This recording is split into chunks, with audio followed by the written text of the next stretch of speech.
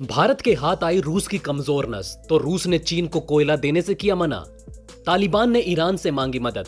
एक दूसरे के खिलाफ होते हुए भी तालिबान भारत के लिए चाहता है ईरान से सहायता। भारत में पॉइंट 15 पर जारी किया गया रेड अलर्ट। 14 भारतीय तेजस ने मचाया तहलका। नमस्कार दोस्तों, आप देख रहे हैं MM न्यूज। तो चलिए दोस्तों, बिना किसी देरी के जानते हैं इन सारी खबरों के बारे में विस्तार से।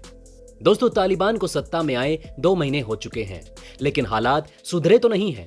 तालिबान को फिलहाल पैसों की जरूरत है। अब तालिबान का फायदा उठाने की कोशिश पाकिस्तान ने भी शुरू कर दी और हवाई रूटों पर महंगा किराया वसूलने लगा, जिसको देखते हुए तालिबान ने पाकिस्तान को फटकार भी लगाई।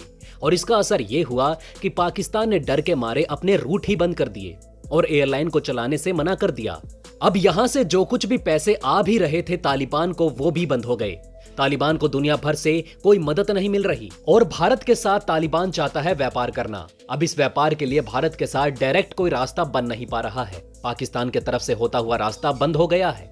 ऐसे में तालिबान ने ईरान से मदद मांगी और ईरान से कहा कि आप चाबहार पोर्ट के जरिए आप भारत को हमारा ड्राई फ्रूट का माल बेचो। अब ईरान ने उसकी बातों को कंसीडर करना शुरू कर दिया। ईरान ने कहा कि चलो ठीक है, हम इस बारे में सोचेंगे। लेकिन वहीं ईरान खुद भारत से नाराज हो गया है। नाराजगी की वजह है अडानी पोर्ट। ईरान की तरफ से, अफगानिस्तान की तरफ से और पाकिस्तान की तरफ से कुछ कंटेनर भेजे गए थे। अब इनमें से एक कंटेनर में निकला 3000 किलो का ड्रग, और जिसके बाद अडानी पोर्ट की बदनामी होने लगी और ये कहा जाने लगा कि ये सरकार की मिलीभगत है। अडानी पोर्ट में इस तरह के सामान आते हैं वगैरह वगैरह। अडानी पोर्ट को इन सब से अपना गुडविल खराब होता हुआ दिखाई दिया, जिसके बाद अडानी ने सीधा ये निर्णय लिया कि इन 3 जगहों के कंटेनर अब हम अपने पोर्ट पर उतरने नहीं देंगे। भारत में और भी कई पोर्ट हैं जहां पर वो जाएं, लेकिन उन्हें यहां पर उतरने नहीं दिया जाएगा। अब इस बात से ईरान को नाराजगी हो गई। ईरान का कहना है कि भारत का ये रवैया ठीक नहीं है। भारत के इस पोर्ट ने मना क्यों किया? तो वहीं दोस्तों, दूसरी तरफ आपने हाल फिलहाल में देखा होगा, रूस ने चीन को बताया अपना सबसे बड़ा दोस्त और रणनीतिकार। जी हां दोस्तों, आपको बता दें कि रूस ने यह भी कह दिया कि हम लोगों के बीच में कोई भी डिफरेंस आ भी जाता है, मनमुटाव भी आ जाता है, तो हम आपस में बैठकर बातचीत करते हैं और उन चीजों को दूर करते हैं। ये सब सुनकर हर भारतीय को थोड़ा दुख हुआ कि चीन के साथ ऐसे संबंधों की बात कर रहा है रूस और हमें अपना भरोसेमंद साथी नहीं मानता। तो आपको बता दें कि चीन और रूस के बीच $100 बिलियन से ऊपर का व्यापार चलता है और वहीं हमारा 10 से 15 बिलियन डॉलर का। तो जीने के लिए, सरकार चलाने के लिए हर किसी को पैसे की जरूरत होती है। वो देश उसी देश को ज्यादा महत्व देगा जिसके साथ उसके व्यापारिक रिश्ते ज्यादा बड़े होंगे और जिससे उनको फायदा हो। अब दोस्तों, भारत जो हथियार की खरीद करता था, उन हथियारों को भी भारत ने खरीदना बंद कर दिया है।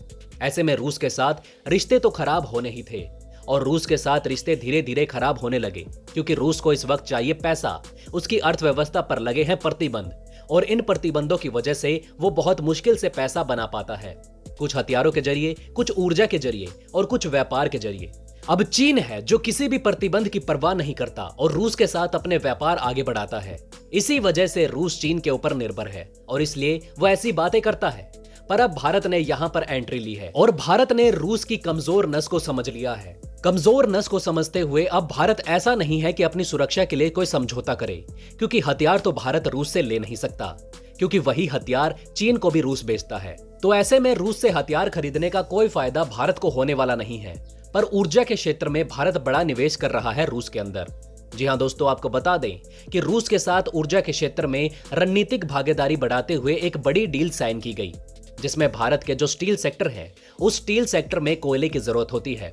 अब भारत हर साल 75,000 करोड़ रुपए का कोयला खरीदेगा रूस से। सिर्फ इतना ही नहीं दोस्तों, आपको बता दें कि भारत रूस के ONGC प्रोजेक्ट, विस्टोक ऑयल प्रोजेक्ट में भी हिस्सेदारी खरीद रहा है। वैसे आपको बता दें कि अभी भारत बड़ी मात्रा में ऑस्ट्रेलिया से कोयला खरीदता है अपने घरेलू जरूरतों को पूरा करने के लिए। पर अब दोस्तों, भारत रूस से भी कोयला खरीदेगा और बड़ी मात्रा में खरीदेगा। ऐसे में भारत और रूस के बीच अर्थव्यवस्था को लेकर सुधार होने के और नए रिश्ते बनने की तरफ भारत बढ़ रहा है। तो वहीं दोस्तों, इन सभी चीजों के बीच चीन को एक बार फिर से एक बड़ा झटका लगा है। दरअसल दोस्तों, चीन में इस वक्त ऊर्जा का संकट है और कोयले का संकट बहुत ज्यादा बढ़ रहा है। जैसा कि आपको पता होगा, आखिर चीन को क्यों इतनी बड़ी मुसीबत का सामना करना पड़ रहा है। ऐसे में चीन पहुंचा अपने सबसे अजीज दोस्त रूस के पास और रूस ने वादा भी कर दिया। लेकिन अब अचानक से रूस को मना करना पड़ रहा है चीन को कोयला देने से। और रूस का सबसे बड़ा कारण यह है कि अभी कम से कम 2 से 3 महीने और लगेंगे, रूस चीन को कोयला नहीं दे पाएगा। खुद रूस बड़े हादसे का शिकार हो गया है। दरअसल रूस का जो ये कोयला एक्सपोर्ट करने का टर्मिनल है, जिससे वो चीन को सप्लाई करता था बड़ी मात्रा में कोयला, और न सिर्फ चीन को बल्कि जापान को, दक्षिण कोरिया को और ताइवान को भी इसी पोर्ट के जरिए कोयला निर्यात किया जाता था। लेकिन यहाँ 11 अक्टूबर को अचानक से आग लग गई और ये आग इतनी ज्यादा हो गई कि इस पूरे पोर्ट को डैमेज कर गई। वैसे दोस्तों वक्त रहते इस पर काबू पा लिया गया और इस पोर्ट के उन इलाकों में आग नहीं पहुंची जहां पर कोयले का भंडार था, पर इतना निश्चित हो गया कि अभी यहां पर कम से कम 2 से 3 महीने के लिए कोई भी संचालन नहीं होगा। और अब दूसरा रूट चीन के लिए बनाना तुरंत तो संभव है नहीं। मतलब चीन के यहाँ जहां कोयले को लेकर इतनी कंगाली छाई है, तो वहीं रूस के इस हादसे से उसका आटा भी गीला हो गया है। वैसे आपको बता दें कि ये रूस का सबसे बड़ा पोर्ट है कोयले को जहां से बड़े साइज में एक्सपोर्ट करता है। यहाँ हर साल 24 मिलियन मैट्रिक टन कोयला यहाँ से शिप किया जाता है दुनिया के कई देशों में, पर अभी तो कुछ महीनों के लिए यह पूरा प्रोग्राम लटक गया है। तो वहीं दोस्तों दूसरी तरफ, जैसा कि हमने आपको पहले बताया, जहां चीन अपनी पुरानी वीडियो को अपलोड कर चीन ये दिखाने की कोशिश कर रहा है कि वो कैसे कुछ घायल भारतीय जवानों को बंदी बनाकर उनके साथ दुर्व्यवहार कर रहा है। हालांकि दोस्तों भारतीय सेना ने अभी तक इस पर कुछ भी नहीं कहा। मतलब ये जरूर डोकलाम विवाद की ही फुटेज होगी, जिसमें दोनों सेनाओं के बीच एक समय हाथापाई हुई थी। हालांकि बाद में यह मसला सुलझा लिया गया था, लेकिन चीन की प्रोपेगेंडा मैगजीन उन्हीं वीडियो फुटेज को गलवान घाटी से जोड़कर भारत के खिलाफ प्रॉक्सी वार छेड़ रही है। खैर दोस्तों, चीन को वीडियो एडिटिंग के अलावा आता ही क्या है। जब बात ग्राउंड जीरो की आती है, तब तो चीनी सैनिक भारतीय जवानों के डर से अपने घोड़े भी छोड़कर भाग जाते हैं, जैसे कि उत्तराखंड में भागे थे। चीन तो अपनी हरकतों से कभी बाज नहीं आएगा, लेकिन भारतीय सेना ने यहाँ चीन के खिलाफ कड़े एक्शन लेने शुरू कर दिए हैं। सबसे पहले आपको बता दें कि भारत को अड़ियल कहकर चीन ने जो 13वीं दौर की बातचीत फेल कर दी थी, उसी पर गुस्सा होकर भारत ने ये कदम उठाया होगा। खबर के मुताबिक इंडियन आर्मी की ओर से पेट्रोलिंग पॉइंट 15 यानी कि हॉट स्प्रिंग से लेकर देवसांग तक चीन को पीछे हटने के निर्देश जारी कर दिए गए हैं।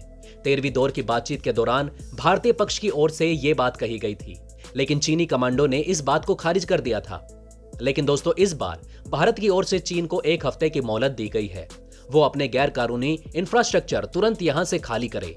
इसके अलावा पॉइंट 15 में सेना की तरफ से रेड अलर्ट भी जारी किया गया है, ताकि चीनी सैनिक यहां पर पेट्रोलिंग के बहाने घुसपैठ करने आते हैं तो उस पर भी पूरे तरीके से रोक लगाई जा सके। और एक ब्रेकिंग न्यूज ये भी सुनने को मिली कि भारतीय वायुसेना ने पहली बार 14 तेजस विमानों का एक जंगी बेड़ा सुलूर एयरबेस से लेकर लद्दाख के फॉरवर्ड एयरबेस तक उड़ाया, जिसमें 10 IOC तो 4 FOC कॉन्फ़िगरेशन वाले तेजस विमान थे। बताया जाता है कि 14 तेजस एयरक्राफ्ट के इस फॉर्मेशन को सुलूर से लद्दाख तक इसलिए उड़ाया गया था ताकि चीन को यह संदेशा दिया जा सके कि अब सुखोई और राफेल के बाद इमरजेंसी के वक्त तेजस को भी लद्दाख में डिप्लॉय किया जा सकता है। तो चीन जरा बच कर रहे, क्योंकि तेजस ने मलेशियन टेंडर में पहले ही चीन के JF-17 को धक्के मारकर बाहर निकालने के लिए मजबूर कर दिया था। और अब तो तेजस को IFR यानी कि इन फ्लाइट सर्टिफिकेट भी दिया जा चुका है। मतलब तेजस किसी भी सीक्रेट मिशन के दौरान बीच हवा में ईंधन भरने में सक्षम बताया गया। तो देखा जाए तो यहाँ चीनी वीडियो एडिटिंग पर जोर दे रहे हैं, तो वहीं भारत चीनियों की पिटाई कैसे की जाए